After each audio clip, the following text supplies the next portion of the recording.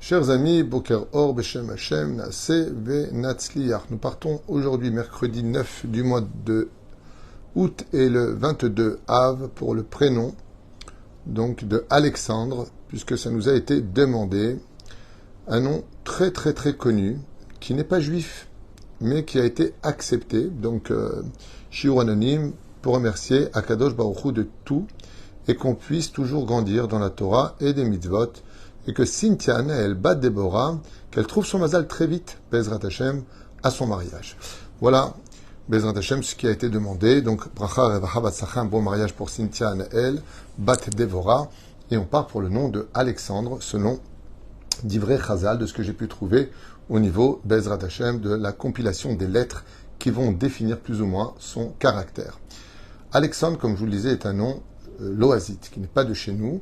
C'est Alexandre le Grand, qui, conquérant du monde d'ailleurs, est arrivé en Eretz Israël et face à Shimon HaTzadik, le Kohen Gadol, dernier d'ailleurs de la Knesset Agdola, eh bien, qui régnera pendant 40 ans en tant que Kohen Gadol, pour vous dire la pureté et la grandeur de ce grand en Torah qu'était Shimon HaTzadik, eh bien, Alexandre le Grand va se prosterner devant Shimon HaTzadik.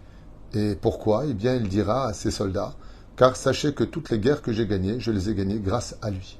Je voyais cet homme en songe comme devant moi, m'indiquant comment je devais conquérir l'armée qui était en face. Et là, je le vois en chair et en os devant moi depuis toutes ces années. Alors je me prosterne et tous les soldats se sont prosternés devant Shimon HaTzadik alors qu'il était venu pour conquérir Jérusalem. Il laissera vivre les Juifs en paix et partira vers une autre destinée. Sur ce, étant donné qu'il ne fit pas de mal aux Juifs, eh bien, Shimon HaTzadik et les Chachamim de cette époque déclarèrent qu'on pourra adopter pour nous les Juifs le nom de Alexandre. Alors Alexander en hébreu est composé du mot Aleph Lamed. Donc il y a déjà dedans dans l'Arkava des lettres le nom de Dieu. Ce qui fait qu'il y a toujours d'une certaine façon une espèce de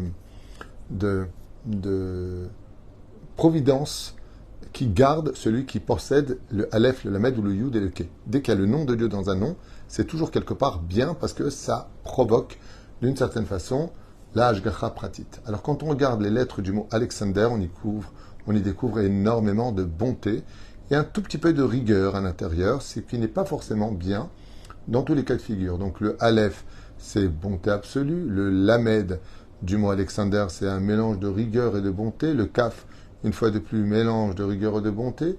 Le Samer, on rentre un peu, toujours pareil, dans le Din et Rachamim. Donc on voit que le mot Chesed est toujours dedans. Le Nun, c'est toujours Chesed et Rachamim. Le Dalet, c'est bonté absolue. Le Resh, c'est rigueur absolue. Donc, il en faut beaucoup pour pousser quelqu'un qui s'appelle Alexandre à se réveiller. On peut le constater dans les lettres, et c'est à la fin que se trouve le Resh, qui est une lettre de rigueur absolue. Donc, pour pouvoir bouger un Alexandre, il faut vraiment, vraiment, vraiment le pousser à bout. Mamash, ce sont des gens qui sont en général patients, qui ont cette facilité à s'adapter facilement à la situation et qui savent prendre sur eux. Des gens qui détestent en général la guerre contre toute attente puisque nous l'avons adapté et que justement Alexandre est rentré dans le judaïsme parce qu'il est venu faire la paix avec Israël.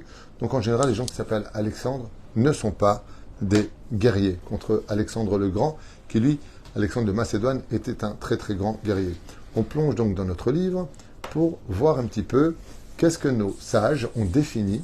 Alors je vous rappelle que ce livre-là d'ailleurs, c'est un de mes livres, hein, j'en ai beaucoup d'autres, il est quand même référencé par beaucoup de rabbanim hein, qui ont cautionné les écrits de ce livre, entre autres la yeshiva de Rabbi Shimon Bar Yochai, parce qu'il y a beaucoup de choses al-pi Kabbalah ici, Rav Eliyahu Biton, Bezrat Hashem, du Ezor Galil, et d'autres rabbanim, Askama de Rav Gaon, ici aussi présent, Tov Lo Meshane. En tout cas, moi je ne vous enseigne pas que ce livre-là, donc pour que je me demande sur quoi j'enseigne. Alors le livre que j'ai ici par exemple, c'est Sod Neshamot Bene Adam, et ici j'en ai un autre Al-Pi Kabbalah, derrière j'en ai d'autres, et puis après j'ai le Sod Hashemot, ça veut dire le secret des noms.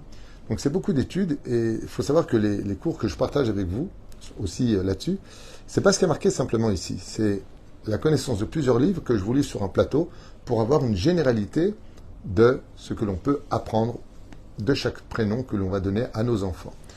ou plutôt le but, parce que si vous me posez la question dans quel but on fait ce genre de cours, eh bien c'est pour mieux comprendre. Ah, merci de le dire. Alors apparemment la caméra s'est tournée toute seule. C'est qu'elle doit être, voilà. Merci de me l'avoir dit. Je ne peux pas contrôler parce que moi c'est comme ça et apparemment ça s'est tourné tout seul. Je suis désolé. Merci de me l'avoir dit. C'est bon comme ça? Ça le fait? C'est bon comme ça? Est-ce que quelqu'un peut répondre? Ok. Merci de ne pas répondre. Donc on y va. Adam Zariz. Ah, merci. Ce sont en général des gens qui aiment bien dormir, il faut le savoir, adorent manger aussi. Ce sont des gens qui aiment, qui peuvent rester longtemps d'ailleurs sur place, dans leur façon d'exister, mais ils savent aussi être zariz, bouger très vite s'il le faut. Rochev et Colette Maher, ce sont des gens qui pensent et qui comprennent très vite quand ils le veulent. Alors toujours le mot quand ils le veulent. Oui, il faut beaucoup les réveiller. Bechol davar ose bemeirut. Et quand il fait quelque chose, en général, il va très vite. Quand il a trouvé sa dulcinée, il veut très vite se marier. Quand il veut des enfants, il les veut tout de suite. Il veut très vite avancer. Alors, une fois de plus, chers amis, n'oublions pas que nous parlons dans le cas où l'éducation est normale. Si on a livré des enfants à s'auto-éduquer tout seul, on ne retrouvera pas tout à fait les mêmes caractéristiques. Si on les a battus, on ne retrouvera pas tout à fait les mêmes caractéristiques. On parle ici de gens normaux, une éducation normale. Donc ce sont des gens qui sont plutôt rapides, Marshavot Gamira, qui pensent plutôt très vite, avec une Chokhmat Traim, et leur intelligence ne vient pas spécialement de leurs études, mais ce sont des gens qui se remplissent de Nisayon, c'est-à-dire Nisayon, comme on dit, la vie est une école. Ils apprennent plutôt de la vie, ce sont des gens d'expérience, c'est le mot que je cherchais. Donc qu'ils arrivent à obtenir au fur et à mesure du temps. La vie pour eux vraiment est leur école principale plus que d'aller à l'école. Il lui arrive de se mettre en colère et de faire des grands gestes et de vouloir soi-disant tout casser autour de lui, et peut faire preuve d'une agressivité même verbale. C'est quelqu'un qui sait être très chaleureux, c'est quelqu'un qui sait être changé de tempérament et même faire peur. Et kol azilva mipnei tokpanuto vegam zilvato notzar roshem alav, car ces sauts d'humeur s'imprègnent beaucoup sur son visage. On arrive très facilement à déceler sur son visage si s'est passé quelque chose, si s'est pas passé quelque chose, et elle fait très souvent acte de c'est pas grave, on passe au-dessus. Kiilu ou adam tokpani bimsukan. Il se fait passer pour quelqu'un des fois d'agressif et de dangereux, alors que ce n'est pas du tout le cas. Venom itrachev et briot afalpi shiu atzmo ev limatze bechol azviva uzviva. Très social, il adore être avec tout le monde, il n'a aucun problème avec les gens, s'adapte à toutes les personnes, mais pourtant il dit ici ve'en mitrachev et briot. Mais il ne tiendra pas forcément compte des intérêts de chacun. Ou mishtadel la azor, toujours prêt à aider, ve'litrachev bechalashim ou bodedim. Toujours aider les personnes qui ont besoin de lui, les personnes qui sont faibles ou les personnes qui sont isolées. Mais devrait faire un peu plus attention et prêter un peu plus attention aux personnes autour de lui. C'est-à-dire que, quelque part, son intelligence est fixée sur ce que lui estime être à analyser, à comprendre, à réfléchir. Mais il peut rester en stand-by face à des situations sur lesquelles on va lui montrer, mais pour lui, ce n'est pas important. Donc, il peut rester en stand-by. Au Bebeto ou Adam, Arbe et Terre Noire. Tout ça, c'est à l'extérieur. C'est-à-dire, il est très colérique, il montre un caractère dans son travail, à l'extérieur. Mais à la maison, il est plutôt dambared, un peu noir. Cholet veshaket. Il aime le shaket, il aime le calme. Soné nima chez ou mitnaek bachut. Et bizarrement, alors un chidouche sur ce nom, les gens qui s'appellent Alexandre n'aiment pas ce qu'ils sont caractériellement parlant dehors, parce qu'à la maison, ils sont beaucoup plus reposants. Adam imnetia gdola leatzlacha bechaya mishpacha, et ce sont des gens qui, par exemple, supporteront pas du tout un divorce en général. Il leur faudra beaucoup d'aide psychologique, car leur but à eux, c'est le but principal. Je vous le lis en hébreu. Adam imnetia gdola leatzlacha bechaya mishpacha. Ce sont des gens qui ont pour but principal, les gens qui s'appellent Alexandre, la réussite familiale. Papa, maman, enfant. Qui t'apprennent à prendre sur lui, nous disent ici le texte incroyable, qui t'apprendre sur lui à avoir des manques, ils iront jusqu'au bout pour protéger la famille.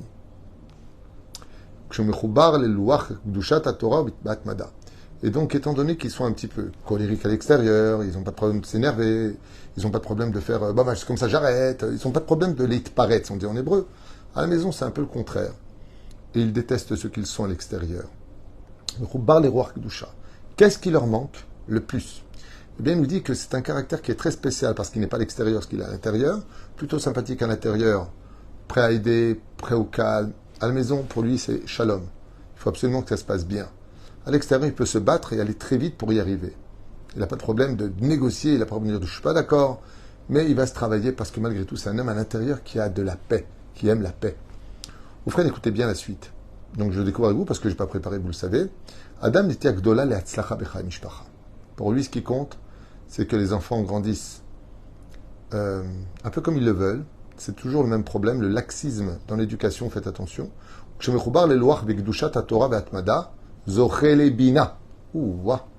Et regardez bien ce que nous apprend le texte sur les gens qui s'appellent Alexandre. Ce sont des gens intelligents, ils ont de la chokhma, mais il manque de bina, de distinction du problème. Ils connaissent le problème dans sa globalité, mais ils ont un problème d'approche psychologique et intellectuelle avec l'intériorité des problèmes. Ils le savent, mais ils n'arrivent pas très bien à distinguer. Bon, alors, c'est quoi que tu veux? C'est quoi ton problème? Allez, bon. C'est comme ça que c'est ça ton truc? Allez, on va l'arranger. Non, mais t'as pas compris. C'est pas là qu'est le problème. Ça, c'est l'écorce du problème. Et en étudiant la Torah, s'ils s'y mettaient vraiment, ils obtiendraient Zoché les bina yetera les taken midata kaz bechokhma les ovil mishpacha les derech et shrabrucha. Et ça leur joue des rôles aussi dans la famille. C'est qu'ils font même plus la distinction du temps. Ils peuvent laisser un enfant pendant des heures jouer dans une chambre avec son portable en se disant il est heureux, moi je m'en fous. Non.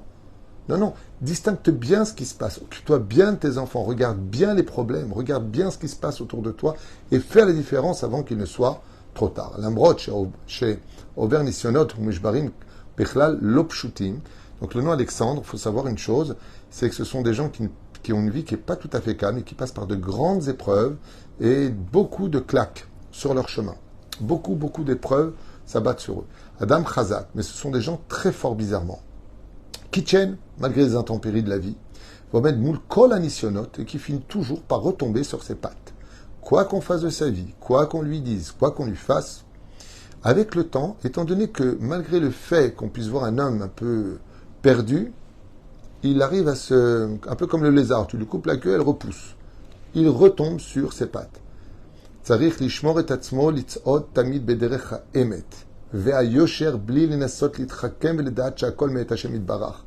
Trois choses qu'on lui demande s'il veut réussir sa vie. Soit l'ishmor al atzmo. Fais attention à ta santé et à ton physique. 1. Litzot tamid bederech ha'emet. Marche toujours droit dans la vie et avec objectivité. Ou be'yosher. Bli linasot litchakem. Arrête de prendre les autres pour des idiots et de croire qu'avec quelques mots tu peux les calmer ou de croire que. Et des discussions intelligentes et de bonnes réponses. La date, Shakol, mais Hashem Itbarach, et remplis-toi beaucoup plus d'émouna pour comprendre que tout vient d'Akadosh Baruch Hu, non pas dans la parole, mais dans la vie. Car tout ce qui t'arrive du monde d'en haut, c'est que pour ton bien à toi. Donc n'aie jamais peur de ton avenir, juste avance avec Hashem. Car si tu fais cela, ta vie changera en mieux. Plus de Torah, plus de spiritualité, et donc plus de bina. Comme tu es intelligent, les gens qui s'appellent Alexandre sont intelligents, mais ils manquent de distinction, eh bien la distinction rentrera en toi et tu verras les problèmes, et grâce à ton intelligence, tu pourras très facilement les résoudre. La bit al kos amlea. Efforce-toi toujours, on dit Alexandre le bienheureux, effectivement de voir le kos, le verre à moitié plein, mais remplis-le jusqu'en haut, parce que tu peux le faire. Sois positif. Shem ze nikra beshem sander, Bezman à Talmud, Nimsa, Ze Alexander Mogdon. Donc, comme je vous l'ai dit à l'époque du Talmud, ce nom vient de l'origine de Alexandre le Grand. Shem Melech Al-Kol HaOlam, Shem Malach Al-Kol HaOlam, qui était roi sur tout le globe de la terre. Shaya Goy, qui n'était pas juif. Veratza Hamid Tselem Bevet Amigdash, qui est venu pour mettre une statue au sein du Bet Amigdash, du temple de Jérusalem. Vera Kachare, Shuf Tachlo, Shikol Yaladim Akohanim, Shildu Shmo. Et qu'est-ce qui s'est passé? Bien, Alexandre le Grand avait fait appeler les enfants des Kohanim Alexandre, au nom d'Alexandre le Grand, Iskim. Alexander, Alexandrio, Alexandra. Et on a vu que même dans l'époque des Tanaïm et des Amoraïm, eh bien, pas mal de nos rabbinim se sont aussi appelés avec ce nom, Alexandre, ou Alexandra, ou autre. Il y en a qui disent qu'il est préférable d'éviter de donner des noms de non-juifs sur les neshamot de nos enfants. Donc, il y en a qui disent tu peux tout à fait appeler Alexandre, Alexander en hébreu, Alexandra en hébreu, mais à éviter malgré tout. C'est mieux d'avoir un nom qui vient d'une racine juive, malgré tout, car ça a de l'influence à éviter à la personne de se construire. Moi, je pense que en voyant un peu tout ça, le nom Alexander, c'est un nom, Alexandre, donc en français, c'est un nom qui a besoin d'une stabilité et de grandir en études et surtout de Torah. Avec la Torah, il peut devenir parfait et changer la destinée dans laquelle il est, qui est souvent remplie d'embûches et d'épreuves, comme on a pu le constater ici.